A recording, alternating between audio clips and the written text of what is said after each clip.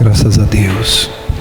Queridos, eu quero falar nessa manhã em Atos dos Apóstolos, capítulo 17, versículo 16. Atos 17, 16.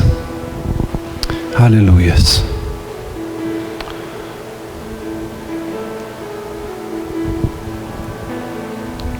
Glória a Deus. O Senhor está na casa. Oh glória.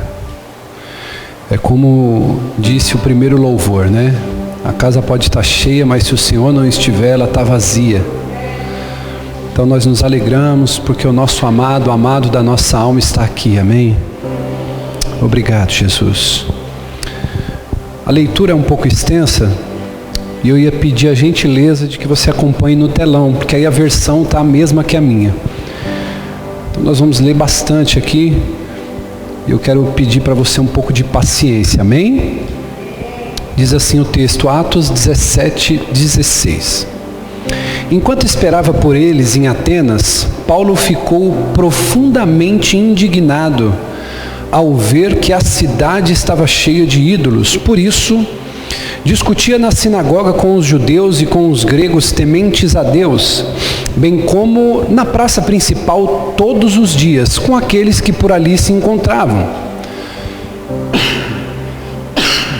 Alguns filósofos epicureus e estoicos começaram a discutir com ele, e alguns perguntavam: o que está tentando dizer esse tagarelas? Outros diziam: parece que ele está anunciando deuses estrangeiros, pois Paulo estava pregando as boas novas a respeito de Jesus e da ressurreição. Então o levaram para uma reunião do Areópago, onde lhe perguntaram: podemos saber que novo ensino é esse que você está anunciando? Você está nos apresentando algumas ideias estranhas e queremos saber o que elas significam.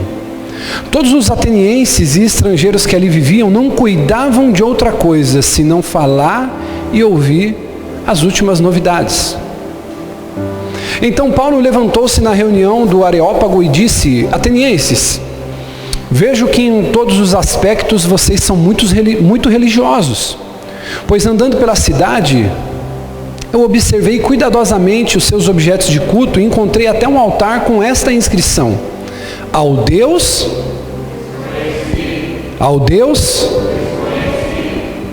Ora, o que vocês adoram, apesar de não conhecerem, é isso que eu anuncio. Oh glória! O Deus que fez o mundo e tudo o que nele há é o Senhor do céu e da terra, e não habita em santuários feitos por mãos humanas. Ele não é servido por mãos de homens como se necessitasse de algo, porque Ele mesmo dá a todos a vida, o fôlego e as demais coisas. De um só Ele fez todos os povos, para que povoassem a terra, tendo determinado os tempos anteriormente, estabelecido os lugares exatos em que deveriam habitar. Deus fez isso para que os homens o buscassem, talvez tateando pudessem encontrá-lo, embora não esteja longe de cada um de nós. Aleluia! Pois nele vivemos, nos movemos e existimos. Como disseram alguns dos poetas de vocês, também somos descendência dele. Assim, visto que somos descendência de Deus, não devemos pensar que a divindade é semelhante a uma escultura de ouro, de prata, de pedra, feita pela arte e imaginação de homens. Versículo 30. No passado, Deus não levou em conta essa ignorância, mas agora ordena que todos, em todo lugar, isso é muito forte. No passado, Deus não levou em conta essa ignorância, mas agora ordena, diga comigo, que todos, em todo lugar, se arrependam. E agora é o motivo da gente ter medo. 31. Pois estabeleceu um dia em que há de julgar o mundo com justiça, por meio do homem que designou, e deu prova disso a todos, ressuscitando-o dentre os mortos. Aleluias. Você pode aplaudir a Deus por essa palavra, irmão?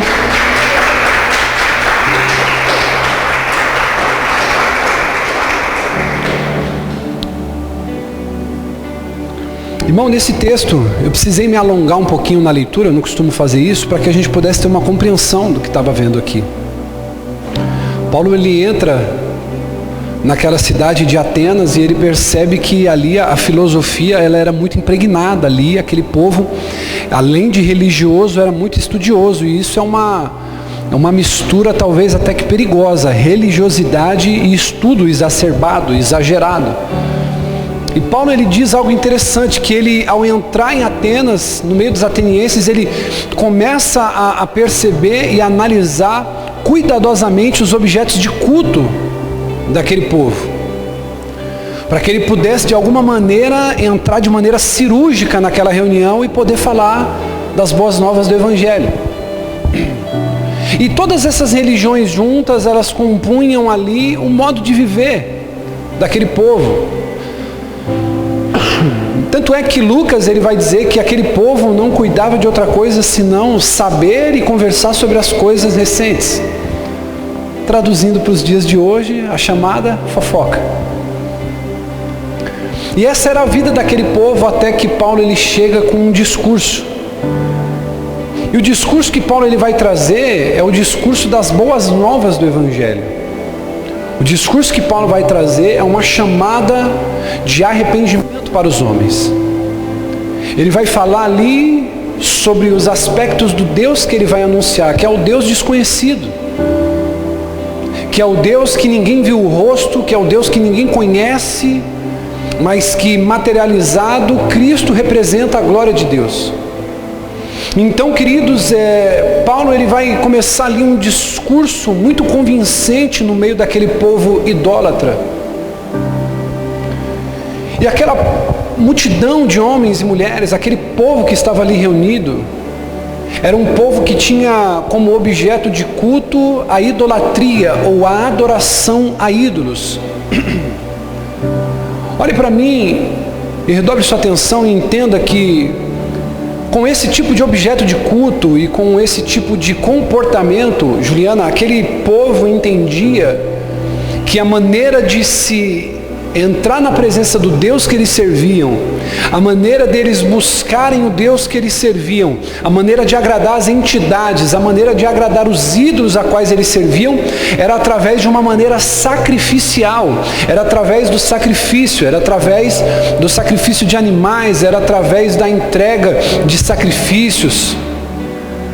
A maneira que aquele povo entendia de cultuar era que, fazendo algo para agradar aquele Deus, vivendo certos dogmas e doutrinas, eles agradariam aquele Deus, e aquele Deus, ele faria algo por eles. Lembra do duelo dos deuses, enquanto Elias, ele invocava o nome do Senhor, e aqueles homens de Baal se mutilavam, faziam sacrifício com o próprio sangue, para quem sabe Baal poder responder com fogo. Então essa era a cultura idólatra, essa era a cultura que aquele povo tinha, que era uma cultura sacrificial, ou seja, a religião deles era uma religião de sacrifício. A religião daquele povo era uma religião de obras e condutas, e tudo era pautado: se eu fizer, o meu Deus se agrada de mim; se eu sacrificar, o meu Deus se agrada de mim. Ele vai mandar chuva, como os deuses gregos, como Apolo, como Atenas, como Hermes, como vários deuses. Então, a cultura religiosa daquele povo era uma cultura de troca. Olha, se eu desobedeço, o meu Deus, ele me castiga; se eu obedeço, ele se agrada de mim; e se eu sacrificar algo a ele, ele vai se apaixonar por mim. Só que Paulo, ele entra agora nesse areópago e ele vai na contramão desse discurso, falando assim: olha, eu quero falar para vocês do Deus desconhecido, a esse Deus que vocês o servem muitas vezes sem entender e saber como fazem. E a única coisa que esse Deus espera de você não é que você faça sacrifícios, não é que você viva de uma maneira para agradá-lo como uma troca. Ele diz somente uma coisa: esse Deus espera que todos, em todos os lugares, se arrependam da vida que estão levando. E é isso que nós vamos falar nessa manhã. É sobre o arrependimento, o chamado de Deus para o arrependimento. Se a gente for parar para ver, se a nossa vida religiosa, se a nossa vida com Deus, ela não for pautada em uma vida diária, de arrependimento das obras da carne e nos voltarmos para Deus, nós estamos nos distanciando das boas novas que o Evangelho nos anuncia. A primeira palavra de Jesus, quando ele começa o seu ministério e ele sai para pregar para o povo, ele diz assim: arrependei-vos, porque é chegado o reino dos céus. Então nós precisamos fazer algumas perguntas sobre como nossa vida tem andado. E a primeira pergunta que eu quero fazer com você: o que é o arrependimento? O arrependimento, querido, é uma tradução portuguesa de uma palavra grega chamada metanoia. Quem já ouviu essa palavra aí, metanoia? Que em uma tradução simples, ela se chama mudança de mente ou mudança de pensamento. Então, o arrependimento é uma mudança de mente, é uma mudança de comportamento. E essa ideia de mudança de pensamento no Novo Testamento, ela é muito fortemente influenciada pela ideia hebraica de volta. De volta. Segundo Reis, capítulo 17, versículo 13, vai nos dar uma ideia dessa metanoia bíblica, vamos dizer assim. Segundo Reis 17:13 diz assim: o Senhor advertiu a Israel e Judá, por intermédio de todos os profetas e de todos os videntes, dizendo: voltai-vos dos vossos maus caminhos e guardai os meus mandamentos e os meus estatutos, segundo toda a lei que prescrevi aos vossos pais e vos enviei por intermédio dos meus servos, os profetas. Ou seja, o povo estava num caminho de pecado, o povo estava andando por um caminho de perdição, o povo estava andando num caminho. Deus ele falou assim: ó, você vai para essa direção, você vai caminhar por esse caminho, e enquanto você estiver por esse caminho, eu me agradarei de ti. Enquanto você andar por esses caminhos, a sua vida vai ficar tranquila, você vai estar salvo nas minhas mãos. Só que o povo, ele se vira contra os caminhos do Senhor, a nação de Israel, e começa a andar por um outro caminho, totalmente pervertido, de imoralidade, de adultério, de pecado. E aí então o Senhor dá essa palavra, envia os profetas dizendo: voltai-vos do vosso mau caminho. Então a palavra metanoia, propriamente dita, o que é o arrependimento para os nossos dias? Não é simplesmente a gente deixar de fazer aquilo que está fazendo, porque é isso que nós precisamos entender. Dobre sua atenção, olhe para mim por gentileza. O arrependimento não é eu deixar de fazer algo, simplesmente. Isso de maneira teórica, poética, filosófica é até bonito. Mas a metanoia bíblica aqui, esse arrependimento, é eu deixar de fazer o que eu estou fazendo de errado e me voltar para aquilo que é o certo. Aleluias. Então o que é a santificação? A santificação não é você deixar de fazer o que é certo, de errado. Olhe para mim e pega isso no seu espírito. Santificação, bispa, não é eu deixar de fazer o que é errado, mas é eu deixar de fazer o que é errado e mergulhar no certo. Não é simples, William, eu deixar simplesmente de fazer o que é errado. Isso não me santifica. Santificação, metanoia, é eu deixo de fazer aquilo que é errado e mergulho de cabeça no que é certo. Eu largo o profano e mergulho no santo. Eu largo o errado e mergulho no certo. Eu largo as trevas e mergulho na luz. Isso é santificação, isso é arrependimento. Então, ou seja, quando eu deixo de fazer simplesmente algo, mas não mergulho naquilo que é certo, aquilo não é metanoia, aquilo é remorso. E o que é remorso? Eu erro, eu faço, dá aquela chateação, aquela tristezinha, mas depois eu volto a fazer. E porque muitas pessoas não encontram forças para permanecer em Deus, porque elas simplesmente têm remorso do que faz de errado, mas elas não querem mergulhar naquilo que é certo. Então olhe para mim, deixa eu dizer uma coisa para você. A vida que você viverá, que agradará a Deus, é quando você entender que você larga o profano para mergulhar no santo. Enquanto eu sou neutro, bispo, eu não mato, eu não roubo, eu não faço nada de errado, vou para o céu. Quem pode dizer é Deus, né? Eu não posso te dizer isso. Mas eu entendo que isso aí é uma vida mediana, medíocre, ordinária. Uma vida que o Senhor quer que você viva é que você deixe o errado, diga assim, deixe o errado e mergulhe no que é certo. Deixe o profano e mergulhe no santo. Então, isso é arrependimento. O que é o arrependimento? Vamos lá.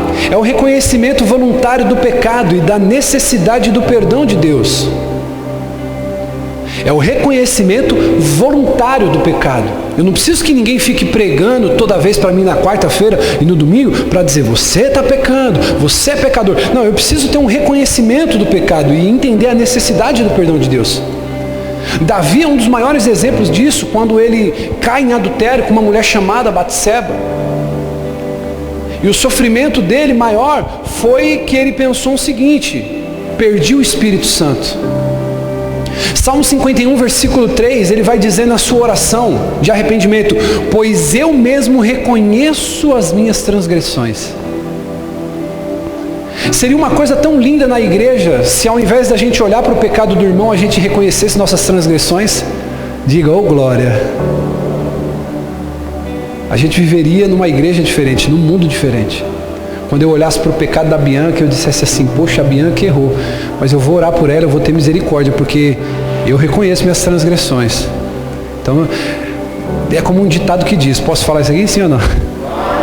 Tem um ditado que diz assim, ó, quando falarem mal de você, não ligue. Diga aí para quem está do seu lado, diga assim, se alguém falar mal de você, diga para ele assim, ó, não liga. Olha para ele e diz assim, você é pior do que estão dizendo.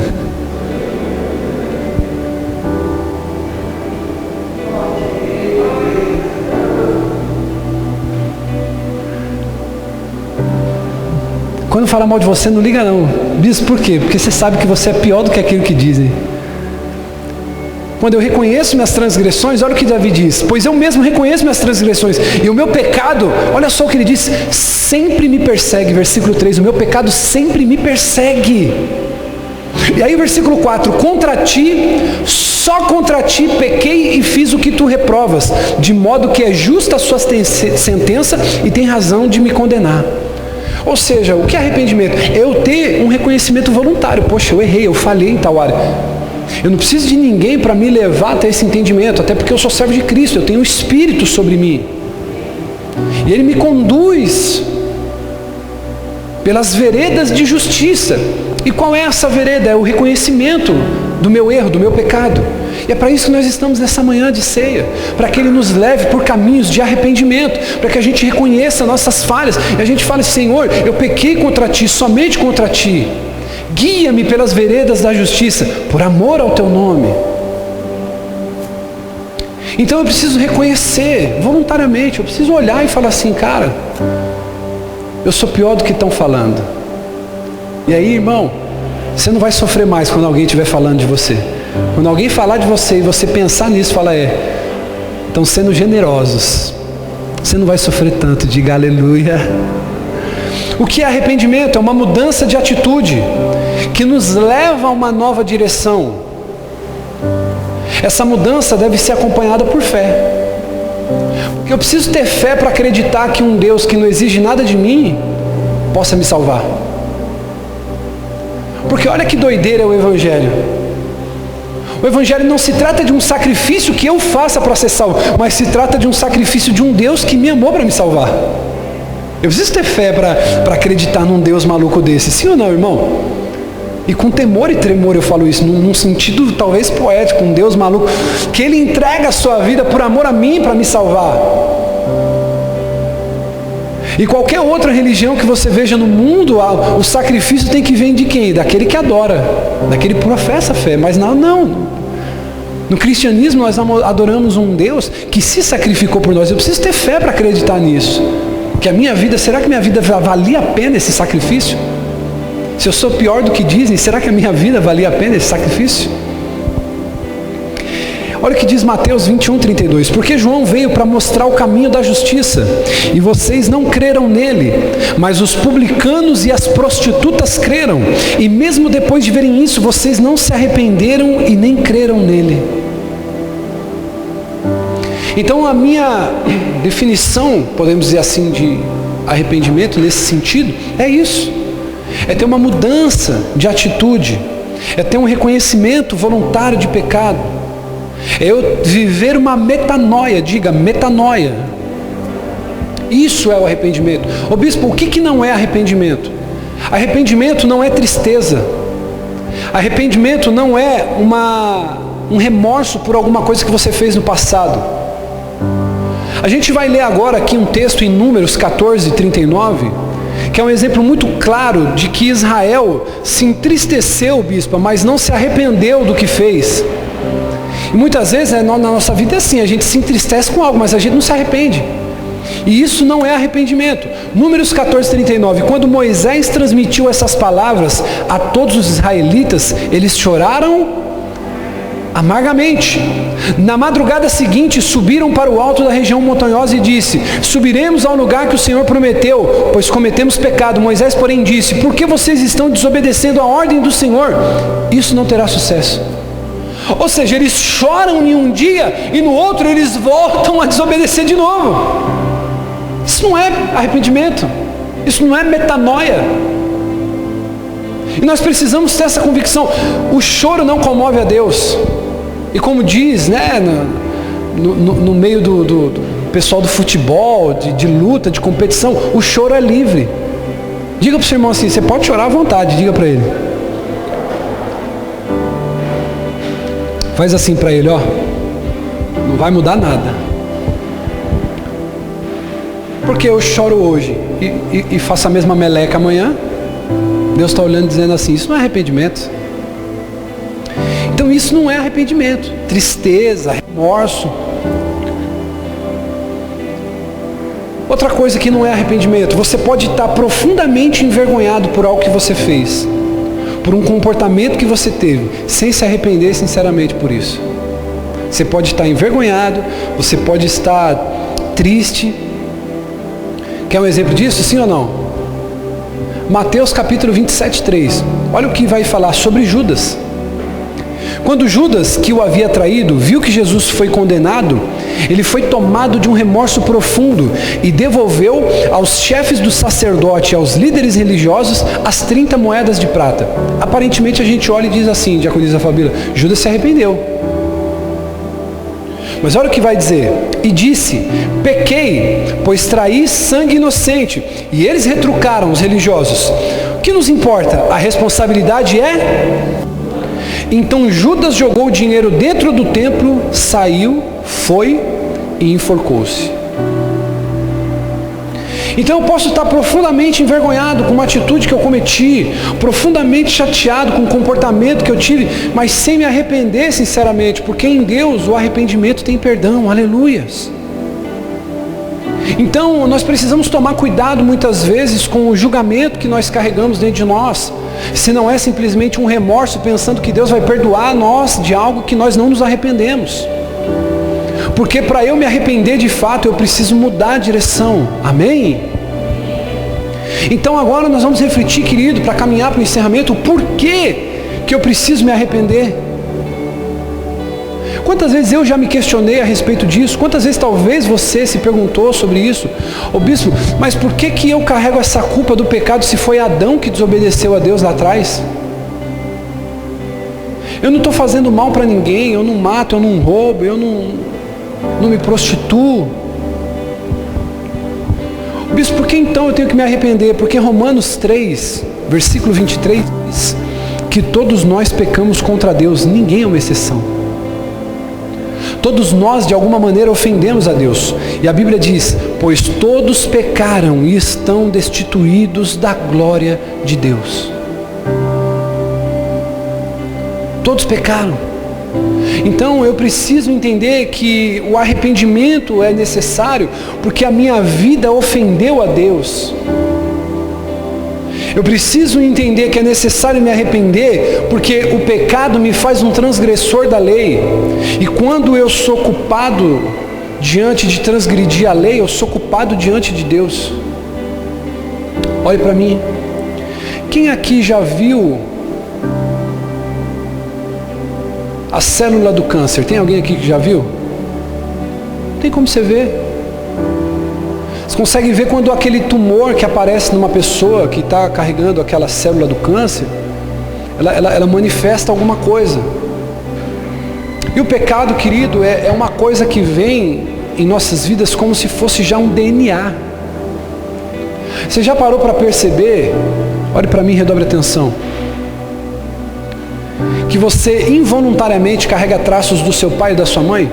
Talvez você nem foi criado com seu pai e com sua mãe. Você carrega traços, jeito, temperamento, sim ou não? Isso é chamado DNA.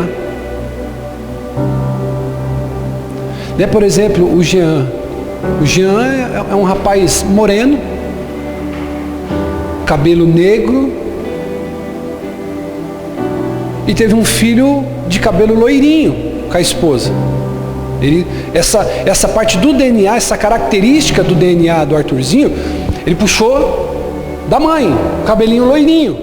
Mas já o enroladinho, cabelo loirinho enroladinho, ele puxou de quem? Do pai. E aí você vai vendo as crianças crescendo e elas vão puxando algumas características. A gente consegue ver isso nos filhos, né? A Heloísa, em alguns aspectos, ela parece muito comigo, mas ela tem muita coisa da mãe dela também. E isso é o que? O DNA. A gente carrega o DNA. E a Bíblia vai dizer que nós carregamos o DNA de Adão. Que DNA é esse, bispo? O pecado. William, Juliana, escute isso. Vocês são pecadores, não é por causa de alguma coisa que você fez. Você é pecador porque você já nasceu com esse DNA, e isso é assustador.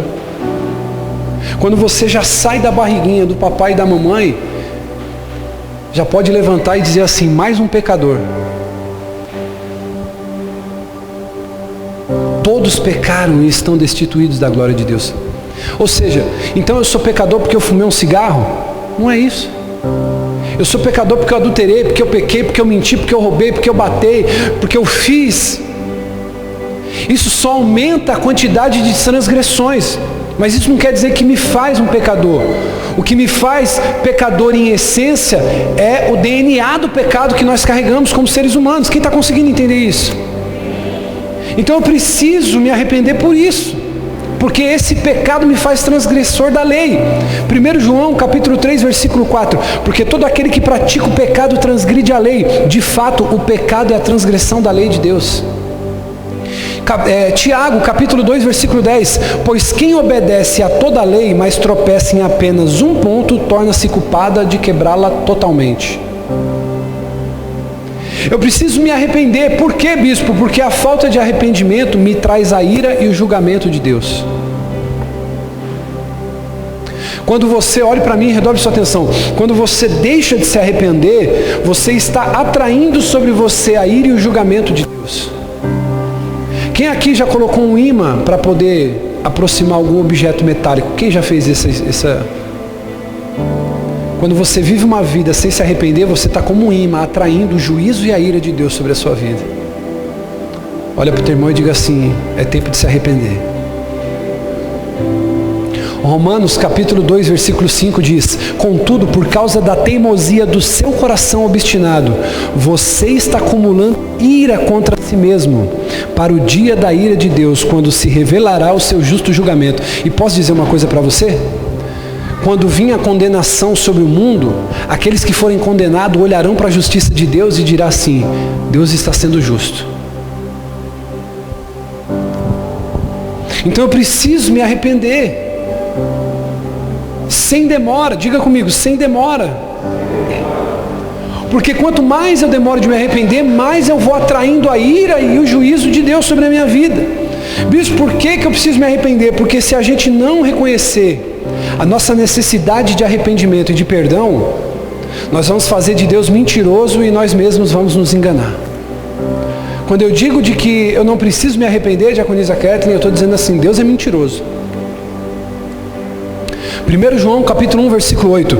Se afirmarmos que estamos sem pecado, nos enganamos a nós mesmos e a verdade não está em nós. Se confessamos os nossos pecados, Ele é fiel e justo para perdoar os nossos pecados e nos purificar da injustiça. Se afirmamos que não temos cometido pecado, fazemos Deus de mentirosos e a sua palavra não está em nós. Bispo, por que eu preciso me arrepender? Porque isso é um mandamento de Deus para todos os pecadores. Paulo disse isso no texto que a gente leu, Atos 17:30. No passado Deus não levou em conta a nossa ignorância, mas agora Ele ordena que todos, em todos os lugares, se arrependam. Aleluias. Bispo, por que eu preciso me arrepender? Porque essa é a vontade de Deus, com amor e misericórdia para todos aqueles que pecaram. 2 Pedro 3,9. Olha o que ele diz: o Senhor não demora em cumprir sua promessa, como alguns julgam. Pelo contrário, Ele é paciente com vocês, não querendo que ninguém pereça, mas que todos cheguem ao arrependimento. E para a gente encerrar, diga o glória.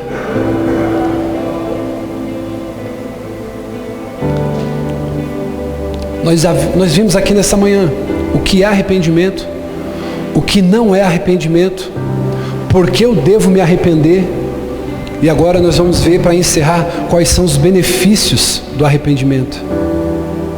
Primeiro, quando eu me arrependo, eu recebo o perdão imediato de Deus.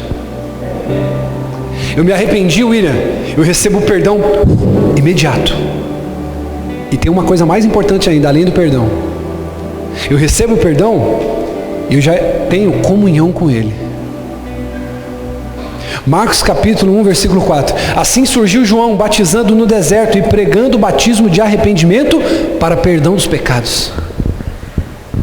Atos capítulo 3, versículo 19 diz: arrependam-se, pois, e voltem-se para Deus, para que os seus pecados sejam perdoados. Ou seja, quando eu me arrependo, eu recebo o perdão dos meus pecados.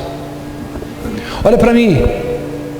Olha para mim, olhe para mim, olhe para mim. Deus não perdoa pecado que você não se arrepende. Eu preciso me arrepender. Diga, eu preciso me arrepender. Pecado não confessado é pecado não perdoado. Então eu preciso dar nome. Olha, quando você vem aqui, você vai colocar o seu dízimo, a sua oferta, ou no momento da oração, na hora do louvor, ou no final da palavra, você diz: Deus, eu preciso tanto daquela bênção.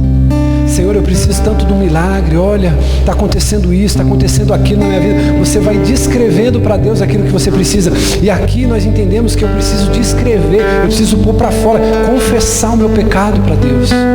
Amém? Quando eu me arrependo, isso produz perdão. Quando eu me arrependo, produz salvação, que vem de um coração quebrantado e contrito. 2 Coríntios, capítulo 7, versículo 10. A tristeza, segundo Deus, não produz remorso, mas um arrependimento que leva à salvação. Aleluias! Amém? A tristeza, segundo Deus, não produz remorso, mas um arrependimento que leva à salvação. E a tristeza, segundo o mundo, produz a morte. Quando eu me arrependo, querido, um dos benefícios é uma mudança de mente, uma mudança de atitude em um novo padrão de vida. Quando existe arrependimento genuíno, por isso que você olha, você fala assim, cara, o cara matava, o cara roubava, o cara era um traficante, o cara não podia ninguém pisar no calo dele, que ele ia pra porrada.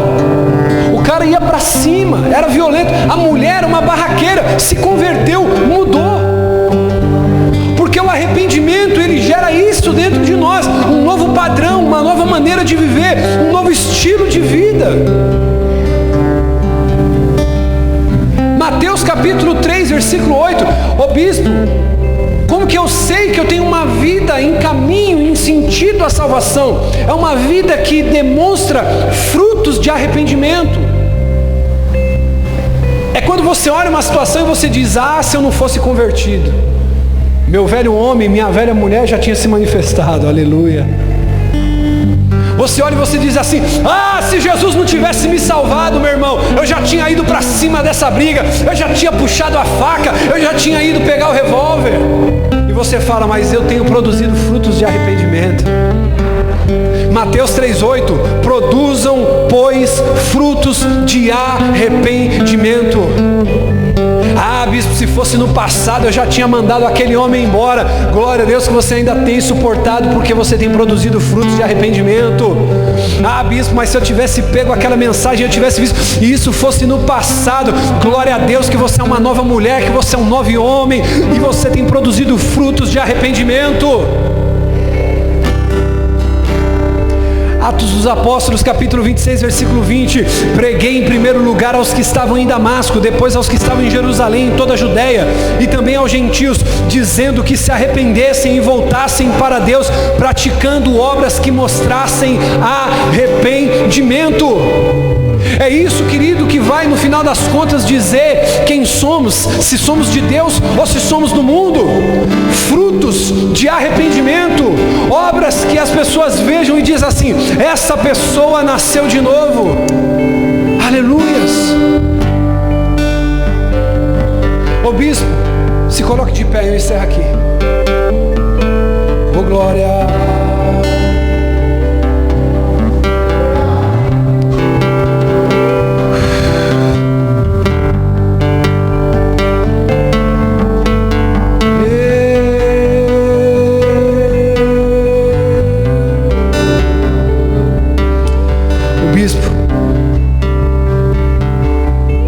Acontece mais quando eu me arrependo.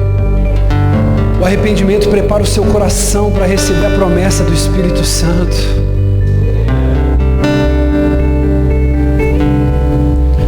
Abre para mim, João Paulo, por favor, meu filho, Atos capítulo 2, versículo 38. Eu quero te pedir um favor: não esqueça mais esse texto, nunca na sua vida. Atos 2, 38. Pedro respondeu: arrependam-se e cada um de vocês sejam batizados em nome de Jesus Cristo para o perdão dos seus pecados, e receberão o Espírito Santo. O bispo, eu quero ser cheio do Espírito Santo. Dê espaço para o arrependimento no seu coração.